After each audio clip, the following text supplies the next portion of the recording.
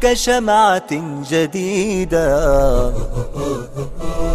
وفي ظلال أعيني كشمعة جديدة.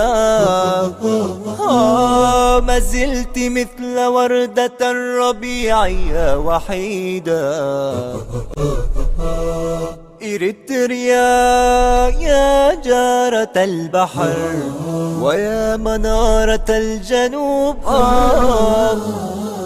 إريتريا يا درة البحر ويا منارة الجنوب. بسم الله الرحمن الرحيم. الحمد لله رب العالمين، والصلاة والسلام الأتمان الأكملان على نبينا محمد وعلى آله وصحبه أجمعين. مشاهدي الأكارم، سلام الله عليكم ورحمته وبركاته. أهلا وسهلا ومرحبا بكم في حلقة جديدة من برنامجكم قضايا إريتريا. مشاهدي الأكارم، في هذه الحلقة نستضيف فضيلة الشيخ الدكتور حسن محمد سلمان، الباحث في القرن الأفريقي والداعية المعروف، شيخنا وتاج راسنا. مشاهدي الأكارم، عنوان حلقتنا اليوم الهوية الإريترية. الهوية الإريترية، وهذا الموضوع يهمنا كثيرا من حيث هل نحن فعلا نعتز بإريتريتنا، نعتز بهويتنا، نعتز بتقاليدنا، نعتز بديننا كمسلمين إريتريين، نعتز بوطننا وأرضنا؟ هل نحن كذلك أم ثمة هناك فرق بين من يقال أنه إريتري أو يستحي أنه إريتري أو يستحي بأنه حبشي؟ إذا قيل حبشي في بعض مناطق مع الأسف دول العرب ربما يكون هذه مذلة ومنقصة، وفي بعض الدول وجدنا أن إذا قيل حبشي قالوا أوه من بلال بن رباح، فيقفز عليك ويقبض عنقك ويقبلك 90 قبلة. نعم، رأينا هذا ورأينا هذا. فأين المهتمون بهويتهم كإريتريين؟ ذهب كثير من الإريتريين إلى أوروبا ورجعوا إلى بلدانهم بأشكال غريبة، ربما تغير الشعر وتغير، حتى وضعوا الحلقة في آذانهم ولبسوا ملابس ليست إريترية وليست دينية، لا تمت لنا لا من بعيد ولا من قريب ولا لأي قبيلة من قبائلنا العشرة المعروفة. فنحتاج حقيقة أن نعيد النظر. لماذا إذا قيل لأبنائنا هل أنت إريتري أو يقال لهم في المدارس إريتري ربما استحى ولا يذكر؟ وبعضهم كان يحكي لي أن ابنه يقول في المدارس هل أنت إريتري؟ يقول لا أنا سعودي، وفي جيبه الإقامة. هكذا كانوا يتهربون من إريترياتهم مع الأسف الشديد. دعونا نتحدث عن معنى الهوية ومدلولها مع شيخنا الدكتور حسن، ثم سندخل نتعمق في ذلك حتى نرى هل لنا فعلا إريتريين أم لا. مرحبا دكتور حسن، أجدد ترحيبا بكم. أهلا وسهلا ومرحبا بالمشاهدين. أهلا بك. معنى الهوية ومدلولها دكتور حسن حتى ندخل مدخل لهذا الموضوع. بسم الله الرحمن الرحيم، الحمد لله رب العالمين، والصلاة والسلام على رسول الله الأمين وعلى آله وصحبه أجمعين. أما بعد، حقيقة سؤال الهوية يعتبر من أكبر التساؤلات أو يعتبر من الأسئلة الكبرى، خاصة في العقود الماضية بعد نشوء الدولة القطرية أو ما يعرف بنشوء الدولة القومية، وقيام فكرة الدولة على أساس الفكرة القومية وليس على أساس الأفكار الأخرى. وهنا عانت طبعا المجتمعات التي كانت تعيش ضمن أطر معينة، ضمن هويات معينة، ضمن ثقافات وأنماط معينة، عانت في كيف توفق أوضاعها مع الوضع الجديد، مع فكرة الدولة الجديدة، فكرة الدولة المركزية التي تحاول أن تشكل كل شيء وفق الإطار القومي. فهذه على كل صار الآن يهتم بها كتاب الفكر، الثقافة، كتاب العلوم السياسية، العلوم الاجتماعية، سؤال الهوية. وحقيقة لسنا وحدنا بطبيعة الحال ممن يعاني من قضية أزمة الهوية، فكثير من الدول اللي كانت في يوم من الأيام منفتحة على بعضها البعض، مثل جزيرة العرب مثلا، هي كان يوم من الأيام كلها ذات طابع واحد ومنطقة واحدة، قبائل متداخلة، تتحرك القبيلة الواحدة في 3 دول مما هي عليه الآن، ولم تكن تشعر بغربة في هذا الانتقال. كذلك نحن مثلا في الحالة الأفريقية خاصة منطقة القرن الأفريقي تجد أن هنالك مكونات كانت في يوم من الأيام تمتد في جغرافيا واسعة، وفجأة جاءت الدولة الحديثة لتؤطرها تأطيرا في إطار أضيق، وبالتالي هي ما بين ذاك الامتداد الجغرافي والتاريخي الذي كانت عليه وما بين الواقع الجغرافي الحالي الرسمي الذي فرض عليها. فظلت هذه تساؤلات الهوية كما تفضلت الآن. يعني نموذج بسيط، العفري مثلا يجد نفسه مقسم بين 3 دول، البني عامراوي مثلا والحباباوي يجد نفسه مقسم أيضا بين أكثر من دولة، أبناء التجرينيا يجدون أنفسهم مقسمين بين أكثر من دولة. فهذه الإشكالية تولد عندنا أيضا سؤال الهوية، فعلا كما تفضلت سؤال الهوية. من هو الأريتري؟ وكيف نعرف الأريتري؟ ما هي سماته؟ ما هي خصائصه؟ فيبقى هذا السؤال. فباختصار شديد سؤال الهوية هو أن أقول لك أو أن أقول من هو، أو عندما يأتيك مثلا الشرطة يقول لك والله هويتك، يريد أن يتعرف على اسمك وعمرك ووطنك وانتمائك ودينك وجنسك إلى غيرها من التساؤلات. فباختصار حتى لا نحاول أن نحلق بالمشاهد في قضايا ربما لا تعنيه كثيرا، الهوية باختصار هي عبارة عن سمات وخصائص ذات طابع شخصي وذات طابع مجتمعي وذات طابع وطني. خصائص وسمات، هذه الخصائص والسمات تأخذ أحيانا أبعاد عقائدية، تأخذ أحيانا أبعاد عرفية، تأخذ عادات، تأخذ تقاليد، تأخذ نمط لغة معين، تأخذ شكل حتى تتجسد في النهاية في شكل. يعني بمجرد أن أرى أنا والله فلان أراه بشكل معين أقول هذا إريتري. أن ترى شخص آخر في نفس المنطقة القرن الأفريقي تراه بعمامة كبيرة وبجلابية ما شاء الله بيضاء وكذا تقول والله هذا سوداني. ترى مثلا رابط العمامة على طريقة أهلا الجبرتة مثلا بطريقة معينة أقول والله هذا جبرتي، وهكذا. يعني تنتهي الحالة في إنك ممكن تتعرف على الشخص وهويته من خلال إيه؟ من خلال الشكل. فهنا تأتي أهمية موضوع الهوية. أهمية موضوع الهوية إنه والله تستطيع أن تقرأ الشخص وتتعرف عليه من سماته. جميل. من سماته. يعني مكثنا زمنا ليس بالقليل شيخ حسن، كثير من الناس يسألون عن جنسيتنا وهويتنا، وإذا قلنا لهم إريتريا قالوا وما إريتريا؟ أين تقع إريتريا؟ لم نسمع بها من قبل. ما سبب ذلك يا شيخ حسن؟ هل هو تقصير من الشعب الإريتري نفسه لم يعرف بنفسه أمام الدول؟ أم هو أمر سياسي؟ أم هو لأن يعني حصلت استقلالها قريبا، في حين أن كثير من الدول التي حصلت استقلالها مؤخرا أيضا لكن معروفة. يعني مثلا المصري يقول لك مصر ده أم الدنيا ويفخر بمصريته، والخليج يقول لك أنا الخليجي وافخروا أني بقى. وهكذا بقية الدول لا تكاد يعني تخفى على أحد، ويدرسونها في مادة الجغرافية، إلا إريتريا هذه نجد منها صعوبة. طبعا اليوم الحمد لله أصبح من الإريتريين من هو إعلامي ويقول أنا إريتري وله تغريدات كثيرة، وبعضهم أيضا مشايخ وعلماء، وأصبح اليوم أصبحت إريتريا في حد. لكن قبل أستطيع أن أقول عقد من الزمان لم تكن معروفة. ما سبب ذلك؟ حقيقة كلامك هذا يذكرني أحداث حنيش. لما حصلت أحداث حنيش والعالم كله بدأ يتكلم عن إريتريا، واحد قال لي أشكر رئيسكم هذا عرف بكم العالم. فصار أحيانا كثرة الحروب والمشكلات، الدخول ما بين حرب أثيوبية، حرب مع جيبوتي، مشكلات مع السودان، هي في نهاية المطاف عرفت إريتريا. لكن السبب كما تفضلت هو إشكالية الحداثة. يعني أنت دولة حديثة بهذا المسمى عمرك ما يتجاوز 100 إلى 120 سنة، فمن سيعرفك؟ من سيعرفه؟ لكن تعال قل أنا حبشي كما تفضلت. يعني لا، هذه المنطقة اللي كانت مثلا ممتدة من منطقة القرن الأفريقي بشكل عام تاريخيا كانت معروفة كحبشة في مقابل الحضارة المصرية الفرعونية. فكان عادي جدا، لا أحد يجهل الأحباش، لا أحد يجهل والله منطقة الحبشة بتاريخها بنفوذها بكذا. فلما ترجع إلى البعد التاريخي هنا أي إنسان الآن نحن مثلا في تركيا لما تقول له إريتري ما يفهمك مباشرة تقفز لإيه؟ حبشي. تقفز للحبشة، تخرج نفسك يقفز حتى لو كان محليا عندك مشكلة مع كلمة حبشي، لكن أنت خلاص أنت هنا معروف بالحبش بل ومقيم بها. فالشاهد هنا يبدو الوضع وضع الدولة الحديثة عمرها قصير ومحدود، وفي نفس الوقت دخلت أيضا بعد الاستعمار الإيطالي والبريطاني. كان يمكن لو استقلت من الخمسينات لعرفت كبقية دول المنطقة. يعني اليوم لسنا أقل من جيبوتي ولا أقل من الصومال، لكنها دمجت طبعا نتيجة الاحتلال مع إثيوبيا، وظلت هي حالة ثورة، ولم يعرف عنها في الجوازات ولم يعرف عنها في المحافل الدولية بأنها دولة.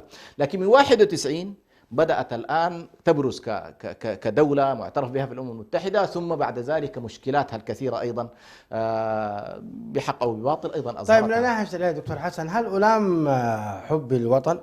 إذا أنا أحببت وطني وأحببت يعني تاريخي والمكان الذي ولدت فيه وتربيت أو أمضيت فيه طفولتي، هل ألام؟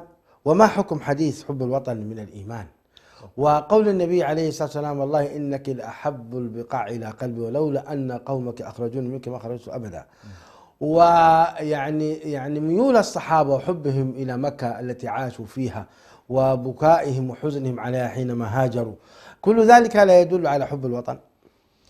سبحان الله، من نعم الله سبحانه وتعالى على الإنسان أنه فطره على حب مكان مولده ونشأته ومكان الأهل والعشيرة والأقرباء والصبا وملاعب الطفولة. هذه الإنسان سبحان الله تختزن في ذاكرته حتى يموت، حتى لو أنه ولد في صحراء قاحلة جرداء لا ماء فيها ولا هواء، لكن مع ذلك هو يحبها وينتسب إليها ويفتخر ولا يجد مشكلة. يعني تجده ما شاء الله أمام الآخرين بكل فخر ينتسب إلى البقعة التي هو انتسب إليه. ولذلك سبحان، لأنها متعلقة ومركوزة في فطرة الإنسان، جعل الله سبحانه وتعالى إخراج الإنسان من دائرة أرضه ووطنه مثل أن تقتله. يعني القرآن الكريم ربط بين الأمرين: ولو أن كتبنا عليهم أن اقتلوا أنفسكم أو اخرجوا من دياركم ما فعلوه إلا قليل. الله، لاحظت؟ يعني كأنما لما أقول لك هاجر أخرج من الديار كأنما قتلتك. لماذا؟ لأن الإنسان هو عبارة عن كتلة من المشاعر والذكريات والجانب المعنوي وكتلة من الماديات. فأنت عندما تجرده من هذا السياق كأنما جردته من إنسانيته، وبالتالي القتل إذا كان حالة إنهاء مادي فإن الهجرة والإخراج هي حالة إنهاء معنوي ومشاعر. تفصل الإنسان عن مشاعره وأحاسيسه وذكرياته وجيرانه وطفولته. يعني الآن نحن مهما ذهبنا إلى البلدان وتمتعنا وارتحنا وكذا، لكن يبقى عندنا ذكريات القرية. والله، ذكريات القرية، ذكريات الطفولة، ذكريات. وتبقى سبحان الله تنسى أحيانا مشكلتك، بتنسى أن هنالك ممن أحببتهم وتعلقت بهم وارتبطت ذاكرة المكان بهم هم ليسوا موجودين، لكن تحسب أنهم موجودين. يعني حتى لو قيل لك ما هو أحب شيء إليك تقول والله القرية. أنا الآن لو قلت لي نهاية عمرك فيما تريد أن تقضيه أقول لك في القرية. الله، لاحظت؟ في المكان الذي كان فيه جدك، المكان. يعني قبل يومين واحد أذكر سألني قال لي: يا أخي أنت في النهاية حتمشي حلحل ولا كرن ولا القاش؟ قلت له كلها محببة إلي، ولكن أحبها إلي المكان الذي توفي فيه جدي عليه رحمة الله. فكده يعني الإنسان هذه الذاكرة. وبالتالي أصحاب النبي صلى الله عليه وسلم بالرغم من أن إخراج أو خروجهم من مكة كان لأمر عظيم وهو قيمة الهجرة. والله يا شيخ حسن صدقت بدون قطع لحديثك. نعم. أنا زرت منطقة أجدادي، منطقة تسمى عد قراي. نعم. وذهبت إليها، فلما نزلت في هذه المنطقة طبعا فيها أجدادي وأجداد أجدادي. نعم. انتابني شعور ما تمالكت نفسي، بكيت وانهمرت الدموع بالبكاء. قلت ما هي عادتي صراحة، أنا الحمد لله لفيت دول كثيرة من دول العالم، لكن لما ذهب، وهذه قرية تبعد عن مندفرة حوالي تقريبا يعني حوالي 3-4 كيلو، منطقة تسمى منطقة سراية. نعم. وتمشي على الأقدام كذا مسافة. السلام. فيها سكان تقريبا 1000 نسمة. منطقة عد قراي معروفة يسمونها عد قرآن. ما شاء الله. عد قراي يعني بلاد المعاقين، فغيروها قالوا عد قرآن يعني بلاد القرآن. ما شاء الله. فظنيت ان هذا حالة نفسية لنفسي انا فقط. فزارها اخي الاصغر بعد فترة زمنية، يقول: يا ابراهيم نزلت منطقتنا وامام اعمامي وامام اجدادي، يقول بكيت كما تبكي النساء. سبحان الله. نعم. يقول اي بكيت. يقول: ما لك يا حسين؟ يقول: والله انتابني شعور عجيب. هذا كلام صحيح يعني. نعم. يبدو ان المشاعر يعني فعلا تتولد وتهيج حقيقة بالمحبة للمناطق التي ولد فيها. فمن حقنا أن ندافع عن هذا الوطن، نعم. ومن حقنا أن نسعى فيه، ومن حقنا أن نعود إليه ونستمتع بهوائه وأرضه إن شاء الله. ولذلك تغنى الشعراء بها، ودائما يقولون أن الشعر والأدب يحكي أو يحاكي أو يحاول أن يظهر إنسانية الإنسان. فأنت الآن هذا البكاء نابع من إنسانيتك لا من شيء آخر، نابع من هذه الإنسانية العميقة. ولذلك سبحان الله أصحاب النبي صلى الله عليه وسلم والنبي عليه الصلاة والسلام لما خرج من مكة خرج فعلا وهو كاره لهذا الخروج، مع أنه خروج في سبيل الله وخروج فيه إن شاء الله الأجر والمثوبة، ولكن مع ذلك يقول والله إنك لأحب البقاع إلي. طيب، ولولا ضعف الهوية. نعم. نجد أن قوة الهوية والتمسك بها كإريتري في الفئات العمرية الكبيرة ثابت. يعني الإريتري ذوي مثلا الأربعين والخمسين والستين ما تغيره الدول، يعني سواء كان ذهب إلى دول عربية أو إلى أوروبية أو تجده هو بلبسه وعمامته وقهوته والجبنة التابعة له، وهكذا. إريتري هو إريتري لا يتغير. تسأله في أي مكان ما هي جنسيته يقول لك إريتريا، أنا إريتري. ولكن الإشكال جاء في ضعف الهوية في الشباب. الشباب سواء كان شباب أو شابات، لفظ عمومي يدخل فيه الجنسين، وجدنا هناك تغير في السلوك، تغير في اللباس، تغير في حتى الانتماء إلى إريتريا لا يحرصون عليه، لا يحرصون وهذا حقيقة ملحظ خطير. وليس عنده الروح التي تجعله مثلا يقول سنعود إلى بلادنا، سنحرر بلادنا، سنبني بلادنا، أنا سأتعلم لأعود إلى بلد. ما عنده هذه الروح. ما سبب ذلك دكتور حسن؟ على كل أسباب كثيرة جدا، ولكن هذا طبعا بطبيعة الحال سيقودنا إلى جزئية ماهية الهوية نفسها مما تتشكل. يعني هذا الشخص حتى أقول إن والله هويته اهتزت، هويته ضعفت، هويته تراجعت. الهوية حقيقة فيها جوانب صلبة وفيها جوانب كما يقال رخوة ومرنة. ستلاحظ أن الضعف بشكل كبير سيكون في الجوانب الرخوة. يعني مثلا الهوية واحدة من العوامل الأساسية فيها الدين، واحدة من العوامل الأساسية فيها اللغة، واحدة من العوامل الأساسية فيها التراث، واحدة من العوامل الأساسية فيها مثلا أو جزء منها الجوانب المرنة فيها مثلا قضية الجغرافيا، قضية التاريخ، قضية الانتماء السياسي، حمل الجنسية. هذه كلها عوامل نستطيع أن ندخلها في الهوية بشكل أو آخر. هنا ليش تضعف؟ ليش يضعف الانتماء؟ ليش يضعف؟ يقال أن أي هوية تحتاج إلى يعني عندها عوامل إدخال، لها مدخلات ولها مخرجات. مدخلات الهوية إذا كانت والله مدخلات قوية، استطعت أنت أن تعبئ هذا الطفل أو هذا الشاب أو هذه الفتاة، استطعت أن تعبئها بما يختزن عن الذاكرة الإريترية أو عن الهوية الإريترية، ستطول معه مدة الارتباط. يعني مثلا ليش الكبار والله موجودين على ذاكرتهم وهؤلاء مثلا تخلوا عن ذاكرتهم؟ الكبير مرتبط بالطفولة، ذكريات الطفولة، مرتبط بالقرابات، مرتبط بالتاريخ، معرفته بالتاريخ، مرتبط بمشاركته في ثورة كان جزء منها، قاتل فيها، ناضل فيها، دفع فيها، ضحى من أجلها، سجن من أجلها، قد يكون جريح من الجرحى فيها، عنده أخوه اللي كان يتربى معه استشهد في هذه الثورة، فبالنسبة له الذاكرة حاضرة، يصعب عليه أن يتخلى. إشكاليتنا أن هذا المخزون الضخم من الموجود عند الآباء أحيانا ما ينقلوه إلى الآن. نقارن هنا، لاحظ حتى القضية الفلسطينية أبعد من القضية الإريترية كقضية، يعني يعتبر الفلسطيني من 48 تمام، من 48 إلى اليوم الفلسطيني هو فلسطيني. لاحظت؟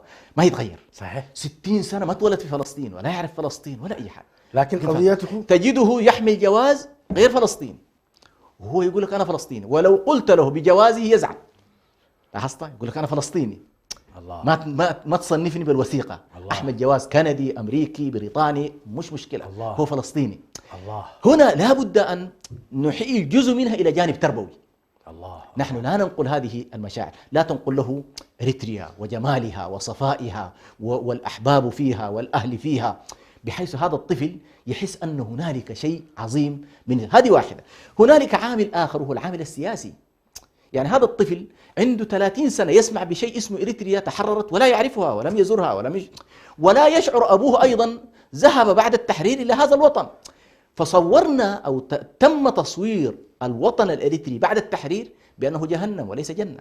صحيح. هذه إشكالية كبيرة. صحيح. نعم. يعني نعم. جزء منها يتحمله الشعب، جزء منها يتحمله النظام. نعم. هل يعني بمعنى الدولة ما يسمعون عن إريتريا إلا كله أحسنت، كله هموم وغموم، كلها هموم وغموم وإشكالات في أي دولة يذهبوا، فيقولوا في دول العرب، في دول أحسنت. السودان، مراحل كذا، في مصر، في غيرها، في أوروبا.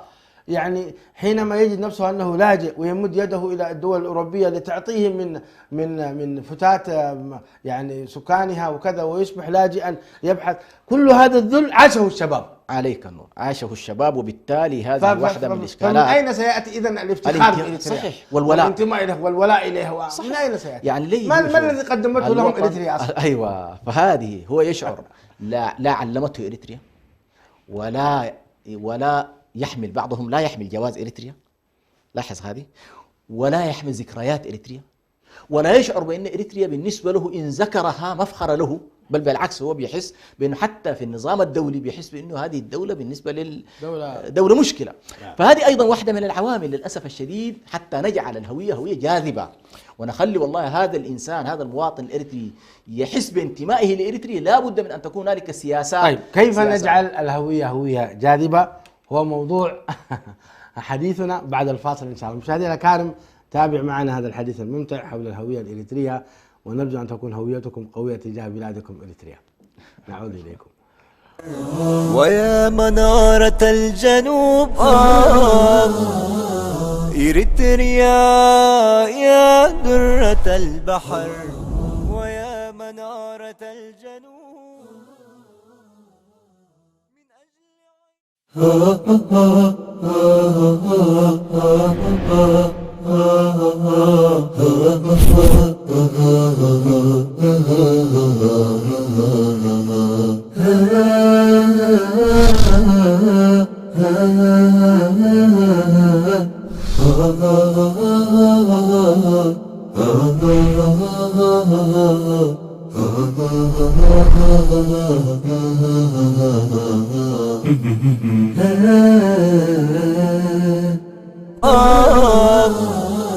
إريتريا يا درة البحر، ويا منارة الجنوب. السلام عليكم، عدنا والعود أحمد كما يقولون. وقفنا عند سؤال كيف نجعل للهوية جاذبية، كيف نجعل الهوية جاذبية. يعني كثير من شبابنا وكثير من أبنائنا لا يعتز الحقيقة بإريتريته، ربما يحترم أباه ويحترم هذا الكلام، لكن أن عنده جاذبية إلى بلاده سيعود فاتحا، سيعود يعني مثمرا نافعا ناجحا، سيبني سيفعل. هذه الهوية غير موجودة. نواصل الحديث مع الدكتور حسن، كيف نجعل للهوية جاذبية. حياك الله. على كل موضوع الهوية كما ذكرت في مقدمة الحديث صارت الآن لها حقيقة مراكز بحثية، وصار لها متخصصون ويهتمون حتى وصلوا إلى مرحلة يسمونها مرحلة صناعة الهوية. جميل. بمعنى الدولة والمجتمع ومؤسسات المجتمع يتفقون جميعا على تعريف للهوية وتحديد للهوية، ثم بعد ذلك يسعون إلى تعزيز هذه الهوية. نحن طبعا في الحالة الإريترية لو أردنا أن نتكلم عن هويتنا الإريترية بهذا المسمى الحالي اللي هو إريتريا، تشكلت من العهد الإيطالي. في العهد الإيطالي كلنا تقريبا باعتبار خضوعنا لمحتل واحد سام الجميع يعني سوء العذاب، ظلت هنالك مشاعر مشتركة تجاه أننا نحن جميعا إريتريين نخضع لهيمنة عدو واحد. جميل. ثم جاء بعد ذلك مرحلة تالية يمكن أن نسميها مرحلة الانكفاء والانكماش أو مرحلة الانقسام الهوياتي. جميل. وهو أن الهوية الإريترية بدل أن كانت هوية ذات طابع يعني جغرافي معين، طابع جغرافي معين وخضع لقوة احتلالية معينة، برزت الهويات الجزئية منها. مثلا الهويات الجزئية، لما أتكلم المجتمع الإريتري في هوياته الجزئية مسلم ومسيحي. جميل. في هوياته الجزئية تجده قوميات وقبائل. جميل. وبالتالي هذه تجزأت الهوية الآن.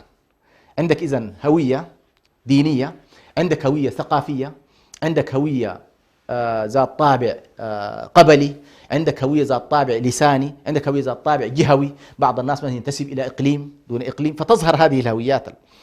كلما استطاعت الدولة بسياساتها الكلية أن تشد الناس إلى الهوية الجامعة، تناسى الناس هوياتهم الجزئية وذهبوا نحو الهوية إيه؟ نحو الهوية الجامعة. كلما كانت هنالك مشكلة في هذا الاتجاه تشبث الناس بهويتهم إيه؟ هويتهم الجزئية لشعورهم بأن الهوية الجزئية مهددة. وهنا طبعا يقول لك كل إنسان له في محيطه، حتى على المستوى الشخصي، في محيطه الخاص عنده سور معين يضربه على نفسه ويعتبر الاقتراب منه اقتراب من الخط الأحمر. تجد أنت الآن صديقك تعاشره سنوات، لكن يوم من الأيام فجأة يستنفر ويغضب وربما يخاصمك. تقول إيش حصل؟ لو رجعت إلى نفسك ستلاحظ بأن والله هذا الشخص 20 سنة أنت معه ما اقتربت من الجزئية التي جعلته يستفز. فترجع إلى نفسك وتقول ما كان لي أن أقتحم عليه أسوار الخصوصية. النقطة الثانية أيضا في موضوع الهوية، يقولون كل مولود يولد وهو يحمل لافتة مكتوب عليها أشعرني بأني مهم من فضلك، حتى لو كان شخصا كانت مجموعة. المهم، فإذا كانت الدولة تشعر مكوناتها وقومياتها وأديانها وثقافاتها بالاهتمام، وهنا الاهتمام مش اهتمام طفولي، لا، اهتمام من خلال السياسات، من خلال البرامج، من خلال التنمية، من خلال أن والله المواطنين جميعا سواسية أمام رؤية الدولة، هنا تلقى نفسك إنه الهوية إيه؟ الهوية الجامعة تتعزز والهوية الجزئية إيه؟ تتراجع. لكن لما الدولة والله تنظر إلى بعض أهل الأديان بأن والله دينهم ليس مقيما، ليس محترما، ليس مراعى، ليس لهم خصوصيتهم الدينية الخاصة، هنا ينكفئ الناس نحو هويتهم إيه؟ هويتهم الدينية لشعورهم بأن الهوية الدينية إيه؟ مهددة. لو أن قومية معينة بدأت تشعر بأن والله يراد لها أن تذوب في قومية أخرى، يعني مثلا لو ضربنا هنا نموذج الجبرتة مثلا مع في بدايات التحرير، لما أرادت أن تربطهم الدولة مع قومية التجرينية، أنت قسمت الناس على أسس معينة، هذه المجموعة لا ترى هذا التقسيم يناسبها، وأردت أن تدمجها ضمن حالة معينة فتستنفر هذه المجموعة، بل ربما يسجن منها ناس، يموت منها ناس، تتحول إلى قضية نضال كما تنشأ لهم بعد ذلك أحزاب، قيادات كذا. لماذا؟ هو يريد الآن أن يحافظ لا على قضية الإريترية، قضية الإريترية هو إريتري، ما في أحد ينكر إريتريته، لكن يريد أن يحافظ على خصوصيته. جميل. فكلما استطاعت الدولة أن تراعي ما بين الخصوصيات وما بين الحالة العامة، كلما كانت الهوية كان للهوية الجامعة جاذبية. أشعر بأنه أنا والله إريتريا هذه التي تراعي ديني، تراعي ثقافتي، تراعي لغتي، تراعي تركيبتي الاجتماعية، تراعي حتى مصالحي، تراعي ذاكرتي التاريخية، هذه إريتريا بهذا الشكل ستكون إريتريا الجاذبة. ثم لما نبدأ في قضية المستقبل ونجد أن والله هذه الدولة وضعت من النظام السياسي والدستور وآليات الانتقال في السلطة وتوزيع الثروة ما يجعل الكل في رضا، هنا تجد أن الهوية تبقى إيه؟ هوية جاذبة، ويبقى الناس ينشدون إلى هذه الدولة التي كان يوم من الأيام ينظرون إليها بأنها دولة منفرة، دولة طاردة، دولة الفهم عنها أنها دولة سجون، معتقلات، دولة شبابها مشرد، دولة هيموت أبنائها في البحار وفي الفيافي، إلى دولة الآن تتحول إلى دولة إيه؟ لاحظ الآن هذه عامرة. أيوة. هنا أنا حقيقة يجعلني أعيد مثلا من خلال قراءاتنا لقضايا مثلا النهضة والتنمية في عدد من البلدان، تجد في فترة من الفترات في بلدان الانتساب إليها مشكلة، يشعر الإنسان بأن والله قدر الله له أن يوجد في هذا المكان، لكن الوضع السياسي والاجتماعي مشكل. أي والله. ثم يتغير فيها النظام السياسي وتتحول من حالة الإقصاء والإبعاد والتغييب والتهميش وكذا إلى حالة من إيه؟ المشاركة الجامعة لكل المكونات، فتجد العقلية تتغير، النفسية تتغير، الهوية تتغير، فيبدأ الناس على كل في هذا الجانب. فأنا الشيء اللي ذكرت موضوع في العهد الإيطالي مثلا كانت هنالك شعور بالانتماء نحو إريتريا، جاء العهد البريطاني حصلت انقسام على مستوى الهويات الجزئية، فبدأنا نشعر بالانقسام نحو من يريد استقلال إريتريا ومن يريد الانضمام نحو أثيوبيا. فهنا طبعا حصلت ما أسميه بغلبة الهوية الجزئية لاعتبارات كثيرة جدا، ولعل العامل الديني كان هو الأهم فيها، إنه بدأ الإنسان إيه؟ يذهب نحو الهوية الممتدة. وهنا آتي إلى أن الهوية لها امتدادات، فأنت كمسلم في إريتريا عندك امتدادات في العالم، فأنت تنتسب إلى كل المسلمين من حيث الانتساب العقائدي. نعم. لكنك من حيث الانتماء السياسي الهوية الإسلامية الحمد لله يعني باتت ثابتة ولله ثابتة، لكن تبقى الهوية الجزئية. فهنا يبدو جزء من المكون الجزئي في داخل إريتريا بدأ يشعر بأنه هويته في إطار الدولة المستقلة في إريتريا لن يتم المحافظة عليها، فبدأ يشد الناس نحو إيه؟ نحو ما يعتقد أنه أأمن له، وهي أثيوبيا الكبرى اللي كانت في ذلك الوقت طابع كنسي، ولم يكن في للأسف الشديد يعني في وقتها ربما الوجود في الدولة الإريترية بكل سلبياتها كان أفضل بكثير لكل المكونات من الذهاب لأثيوبيا الإمبراطورية، يعني لا كان فيها حريات ولا كان فيها حقوق ولا كان فيها كذا، ولكن شعور الناس بأن الهوية الدينية غلبت على الهوية الوطنية أدى إلى الانقسام فيها. جاءت مرحلة ثالثة وبرزت فيها هنا الهوية الإريترية بشكل أكثر وضوحا، وهو مرحلة الثورة الإريترية. هذه المرحلة كانت الأبرز والأوضح في أنه والله بدأت تتشكل ملامح إيه؟ ملامح الهوية الإريترية، لأن كل الذين التحقوا بالثورة الانتماء صار بعد كده إلى ثورة إريتريا، الانتماء صار إلى هدف واضح جدا وهو استقلال الدولة الإريترية، وبالتالي ظهرت حاجة اسمها إيه؟ إريتريا. ما بعد الاستقلال خلاص وضحت الهوية الإريترية بجغرافيتها، بحدودها، بعلمها، بأنشودتها اللي الآن على الأقل الناس يعني تقال عند الافتتاحيات وغيرها، بعلمها اللي الآن معروف بغض النظر هذه الرمزيات محل اتفاق محل خلاف، لكن قصدي ظهرت كشيء اسمه دولة إيه؟ دولة إريتريا، وبالتالي تبوأت مكانها بين الأمم. أيوة، إريتريا تبوأت مكان اللي هي والله نضال 30 سنة أفرز لنا ما كان ينادي به الرواد الأوائل، وهو كان حامد عواتي وعبد القادر كبيري وإبراهيم سلطان، كانت قضيتهم يقولون نريد الحرية والاستقلال، الحرية والاستقلال. تحقق الاستقلال، يعني إريتريا المستقلة وجدت. الحمد لله. نقص الجزء الآخر من المعادلة وهو إريتريا الحرة التي تؤثر بشكل مباشر في هويتك، تؤثر في انتمائك. يعني لم يكن هنالك مشكلة في حمل الجوازات الأجنبية، ليست مشكلة، يعني أن تحمل جواز بريطاني ولا تحمل، الدنيا كلها الآن انفتحت على بعضها، فصار السوداني يحمل أحيانا أكثر من جواز، يحمل جواز السوداني ويحمل. لكن سبحان الله هذا الإنسان مهما كان بلده الأصلي فقيرا، لكن تجده وهو يعيش في أمريكا لا يحلو له المقام إلا إذا كان الفترة الصيفية. نحيي الشعب السوداني. نعم. يعني تتعجب من محافظته على هويته نعم. الدينية والشعبية، حتى في هيئته ولباسه يكون بروفيسور عالم كبير تجده بجلابيته وعمامته لا يتغير. صحيح. نحيي الشعب السوداني حقيقة على هذا الانتماء الكبير وعلى هذا الحقدر، والله يعني كامل التواضع وكامل يعني الروح المعنوية الاجتماعية بين السودانيين بجميع طبقاتهم، رؤسائهم، وزرائهم، علمائهم، فلاحينهم، كلهم بمرتبة واحدة من حيث التداخل. حقيقة تحية عطرة. بارك الله فيك. نعم. طيب هناك سؤال مهم شيخ حسن. نعم. هل يجوز للإنسان أن يتخلى عن هويته الإريترية؟ بمعنى أنه يقول أنا حصلت على جواز آخر، ما الذي يجعلني يعني أحمل هموم هذا الشعب التعبان والمنطقة التعبانة والمكان الاستراتيجي صحيح، لكن لا يعنيني. أنا عندي الآن دولتي وعندي أموري وعندي ومرتاح الحمد لله ماديا، لدي وظيفة، لدي شهادة، لدي وأبنائي يتعلمون، وبالتالي ما الذي يجعلني كل يوم مشاكل النظام، كل يوم مشاكل المنطقة وبأنها منطقة محورية وعندها ما الذي يجعلني أهتم بهذا الموضوع وأصدع راسي كما يقولون؟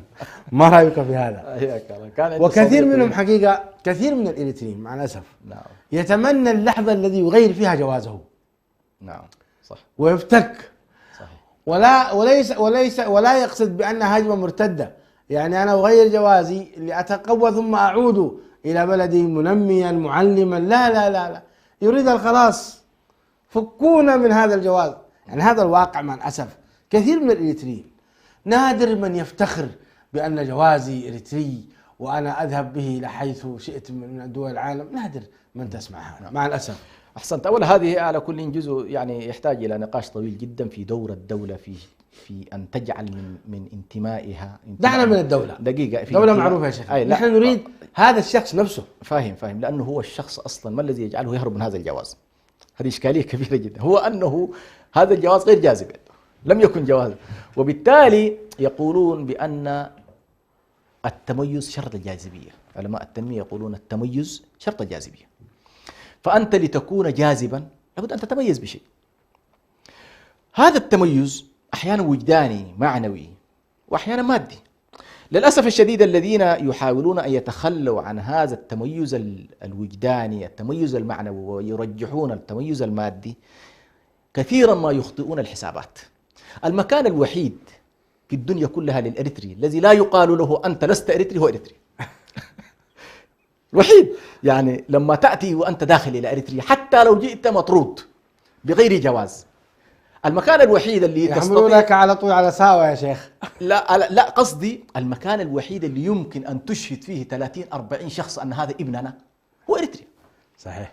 في أي دولة أخرى أنت تثبت هويتك بجوازك. صحيح. أنت بريطاني بالجواز، لكن لو رجعوا 20 سنة لوراء لا أحد من البريطانيين يقول هذا بريطاني مثلا. لكن مكان الوحيد، وهذا أحد أصدقائي كان يقول لي سبحان الله ويحمل جواز أجنبي، قال لما أدخل على الحدود أتنفس الصعداء وأضع الجواز كله في الجيب وأذهب، ما أحد يقول لي أنت في المواصلات أنت ما إريتري. الله. لا. فهذه الجزئية الله. كثير من إخواننا وأهلنا للأسف الشديد حتى الذين لم يحملوا جوازات أجنبية لكنهم أقاموا في بلدان مريحة مثل الخليج، في فترة من فترات نسوا إريتريا إلى أن ضاقت عليهم الأوضاع وصاروا يبحثون عن إريتريا. طبعا. ولعل في ذلك قصة أخونا حج جابر، قصة طبعا يقول قررت أن أكون إريتري. فاللحظة التي قرر فيها أن يكون إريتري ضاقت به الأحوال ولم يجد إلا إيه؟ إلا إريتريا. نعم. فأنت نحيي الإعلامي الكبير حج نعم. جابر، نحييه في هذه تحية عطرة لأخينا وأستاذنا حج جابر. نعم. ألف تحية. لكن حج جابر جزاه الله خير وهو يتخذ قرار أن يكون إريتري، لكن هو نفسه صاحب مقولة أن الوطن أحيانا قد يتحول إلى أكذوبة كبرى. نعم. وقد يتحول إلى وهم. لما لا يبادلك الوطن يبادلك حبا بحب. اي والله الله يبادلك حب بحب. فالشاهد هنا الذين يتخلون للأسف الشديد الآن ونحن في إطار يعني تزايد المد الشعوبي في البلدان الأوروبية. هل تعلم أنه يمكن أن تأتي لحظة من اللحظات يقال فيها أمريكا للأمريكيين وبريطانيا للبريطانيين وهولندا للهولنديين، وبالتالي فليعد كل شخص إلى موطنه إلى حيث أتى. فنحن حقيقة لما نحسب الحسابات قصيرة المدى ولا ننظر إلا إلى اللحظة الراهنة اللي نحن ماكلين وشاربين وأولادنا متمتعين، لكن أنت لما بعد جيلين حتلقى نفسك الأمور تغيرت والمعادلات تغيرت. فالشاهد أن نحن لا نقول لهؤلاء نحرمهم من خير الذي هم فيه أو لكن نقول لهم في نهاية المطاف هنالك بقعة من الأرض اسمها إريتريا جعلها الله سبحانه وتعالى لكم ملكا لكم تعيشون فيها الأهل، فيها الأصحاب، فيها الأحباب. وأنا هنا طبعا صراحة يعني يحضرني مقولة أم سلمة، واحد من أصحاب النبي الذين هاجروا، يعني قال عبارة، قال لقد كنا في خير دار مع خير جار. الله. استوقفتني حقيقة هذه العبارة أنها خير دار، أرض سماها النبي صلى الله عليه وسلم إنها أرض صدق. نعم. وسمى اليمن أرض إيمان. نعم. فجاذبية الأرض يجب أن تنبع من هذا الوضع. فعلى كل نحن قد تكون هي الآن خير أرض وخير بقعة، ومن البقاع التي فعلا يعني ترنو إليها الأفئدة والذين يعرفونها. يعني أنا شخصيا أحس بأن الهواء الإريتري ليس كالهواء الآخر. طبعا. هواؤها يختلف، طبعا. أجواؤها تختلف، محيطها يختلف، فيها حقيقة ما يمكن أن يتغنى به الكثير من ما الذي يجذبني أنا كإريتري إلى إريتريا يا شيخ حسن غير الأهل والأحباب والخلان؟ نعم. قلت لي المناخها الجميل. طبعا ربما كثير من شبابنا لم يزور إريتريا بسبب الأوضاع الراهنة والله المستعان، لكن هواؤها جميل وعليل جدا. ثم ماذا؟ شوف إريتريا هل هي غنية مثلا بالثورات المعدنية؟ ثورة المعدنية، ثروات المعدنية. نعم. هل هي غنية بالثروة مثلا الحيوانية؟ حدثني عن ماديتها. أحسنت. أعرف مدى مستوى الناحية المادية. نحن مرة في جلسة مع رئيس الوزراء الراحل ملا الزيناوي يقول إريتريا تمتلك من الإمكانات والقدرات ما لا تمتلكه كثير من الدول، ولعل يقول أهمها وأكبرها الموانئ فقط. لو أن الإريتريين فقط شغلوا ميناء عصب وميناء مصوع نحو 100 مليون أثيوبي بشكل متفاهم عليه، أولا لكفينا شر الحروب والإشكالات والصراعات التي أدخلنا فيها. كان يمكن في تقديري هذا الجانب يشغل عدد كبير جدا. أنت أمام 100 مليون بل أبعد من ذلك. يمكن هذه الموانئ أن تشغل، وأنا أعرفها هذا الموضوع، يعني تنافس الآن الموانئ الإريترية الموانئ السودانية، لأنه بعض الاتجاهات ترغب في أنه والله عن طريق الموانئ الإريترية تصل إلى تشاد وإلى غرب أفريقيا مثلا. فهذا جانب أول، هذه ثروة ضخمة جدا. يا سلام. موضوع الموانئ.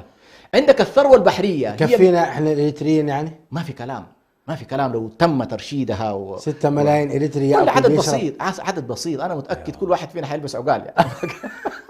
يعني ما فيها كلام لو تم ترشيدها بشكل صحيح. هذه واحد. أمسك الثروات السمكية. هل تعلم أغنى وأفضل وأجود الأسماك هي الأسماك على السواحل البحرية الإريترية؟ البحر الأحمر. البحر الأحمر. يا سلام. يعني الآن الصيادين المصريين دائما في مشكلة مع الإريتريين. لماذا؟ لأنه يذهبوا إلى الحدود الإريترية ولا يجدوا شيء. وليش يجوا مناطقنا؟ ليش يجوا مناطقنا؟ لأنه لا على كل ما في مشكلة، لكن قصدي أن تأتي هوية الإريترية تحركت. أيوة نعم. فالشاهد عندك هذه الثروات، أضف إلى ذلك الثروات البحرية. يعني الآن مثلا عندك أكثر من 360 أرخبيل اللي هي جزر متقطعة في سواحل البحر الأحمر. نعم. تابعة للدولة الإريترية. هذه تعلم أنه يمكن لو تم ترشيدها. كم عددها؟ أكثر من 360 تقريبا، أو 360 جزيرة. هذه كلها قابلة لأن تكون ساحة للتنمية. أنا لاحظ الآن لم أتكلم لك عن البر، لازلنا نحن على إيه؟ على السواحل.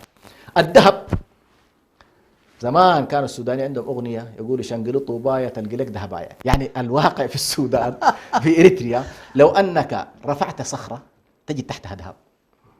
وبعض المناطق يأتون وهم يحملوا الأحجار فقط، يحملوها يسربوها إلى دول الجوار وهي فيها ما شاء الله الشريط الذهبي واضح، وبالتالي حتى العمل عليها ليس مكلفا. فإريتريا الآن كمخزون من الذهب، مع أنه إلى الآن الدولة طبعا مهيمنة على المفاصل، ما قاعد تستخدم كل ما لديها، لكن هنالك كميات هائلة جدا من الذهب. عندك موضوع البترول، وهذه قضية أيضا معروفة، ولكن حتى الآن لم يتم أيضا.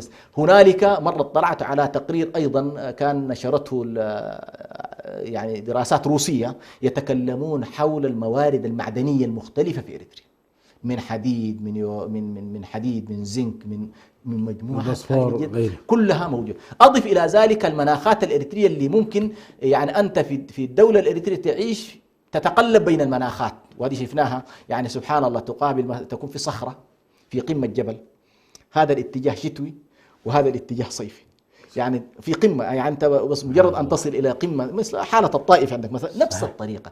تجد من هنا أجواء ما شاء الله سحب وأمطار ومن هنا تجاهها نسأل الله العافية. فهذه الأجواء لو أن الدولة هيأت الوضع مثلا للمصائف اللي ممكن يكون فيها شكل من أشكال السياحة، أعتقد أيضا عندك موضوع الآثار اللي ممكن يستفاد منها. هذا أيضا. وقضية الزراعة من أفضل وأجود أنواع الزراعة، لأنه الأرض الإريترية لا زالت بكر، يعني لم تستخدم بالشكل. عندنا بن شيخ حسن، نزرع بن؟ لا، البن في بعض المناطق سمعت محدود، يعني ما بمستوى قيمة تجارية. لكن عندك الآن مثلا منطقة بركة والقاش وساوة، هذه المناطق الآن في الخضروات. يعني الآن مدينة كسلة مثلا الطماطم لما يجي من ساوة يتزاحم الناس عليه، لأنه الحبة تكون ما شاء الله عليها. أيوة. فكل هذا في تقديري من الأشياء اللي لو فعلا فتح للوضع. وهنا لا أنسى أنك في اللحظة التي تفتح فيها لموارد الإريتريين اللي في الخارج، اللي حتى هذه اللحظة لم تجد الفرصة الكافية لأن تبدع في الحالة الإريترية، أعتقد هذا أيضا من الأشياء الكبيرة. كل ذلك نحن نتكلم فيه. وفي صباح اليوم سبحان الله أنا أناقش بعض الشباب في أنه هل يعقل 30 سنة دولة لا تستطيع أن توفر الإنارة لعاصمتها؟ لا أتكلم عن الولايات، إنه والله بس أسمرة 24 ساعة يفترض تكون كهرباء فيها إيه؟ شغالة. فهنالك خلل وإشكال كبير جدا يؤثر. هذا الكلام كله لماذا جئنا؟ يؤثر في قضية الهوية، يؤثر في قضية الهوية، يؤثر في قضية الانتماء، يؤثر. ثم أيضا لا يمكن أن تكون هنالك هوية جاذبة وانتماء لدولة وهي تسوم شعبها سوء العذاب. هذه بطبيعة الحال إذا كان بني إسرائيل الله تبارك وتعالى أمرهم أن يخرجوا من مصر كلها ويتركوا هذا حالة مصر ليبحثوا لهم عن وطن بديل، بطبيعة الحال حالة الجحيم التي تصنع في الأوطان البديل مباشرة أو التفكير مباشرة يتجه إلى الأوطان البديلة، بغض النظر هذه الأوطان البديلة أنا قد لا أجد فيها ذاتي ولا أجد فيها روحي ولا أجد فيها ذكرياتي، لكن أجد فيها على الأقل وضع الراهن إنه أعيش أنا وأولادي مثلا، أعبد الله سبحانه وتعالى بشكل مريح وأوفر التعليم لأولادي وأوفر الصحة لأولادي. فهذه كلها على كل مما يؤثر بشكل أو آخر في موضوع الهوية. وهنا أنا أناشد على كل السلطات الإريترية والمجتمع الإريتري بكل فئاته أن يعملوا جميعا على إريتريا التي كثيرا ما أقول فيها إريتريا تعتبر بالنسبة لنا حلم لم يكتمل وواقع لا يحتمل. يعني حاليا نحن فعلا ما بين حلم التحرير، ما بين حلم الدولة المستقلة، الدولة التي يكون فيها الكل متساوين، الدولة التي يبدع فيها أصحاب الإبداع، الدولة التي يشعر فيها الجميع بالانتماء، وما بين الواقع الذي نعيش فيه الذي هو في حقيقة الأمر لا يجعلنا يعني نكون فخورين بهذا الانتماء للدولة الإريترية. طيب كلمة أخيرة دكتور حسن في 30 ثانية، ماذا توجهها خصوصا للشباب الإريتري الذي تعنيه حقيقة هذه القضية الكبرى وهي هويته الإريترية؟ والله أنا ما أقوله للشباب وأقوله لنفسي وللمقربين مني ولأهلي وأحبابي وأصحابي جميعا، أن الأرض ملك لنا، ومن تعود الهروب والشرود والتنازل والتخلي السريع عن أرضه الأصلية سهل عليه أن يتخلى عن أي بديل.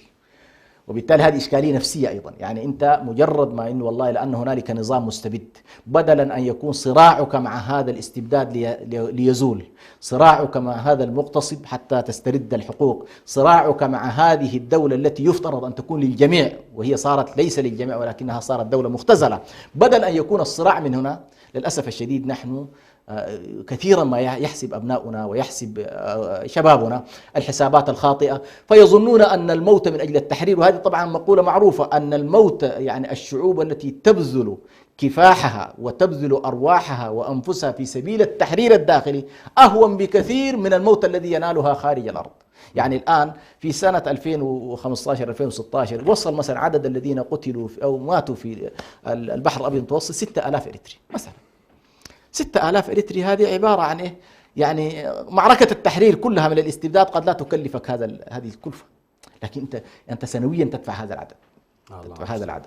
فعلى كل أنا أقول علينا ألا نتعود التنازل عن حقوقنا، علينا أن نكافح، علينا أن نناضل، علينا أن نجاهد استمرارا في استرداد الحق.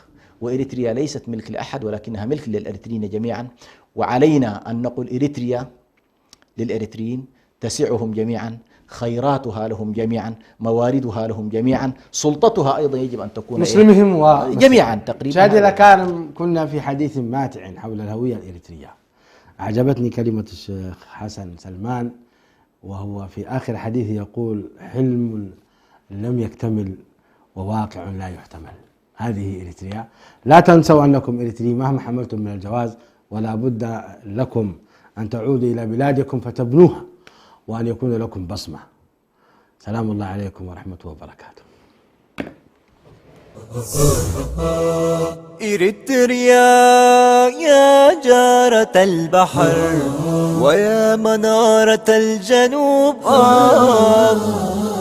إريتريا يا درة البحر ويا منارة الجنوب. من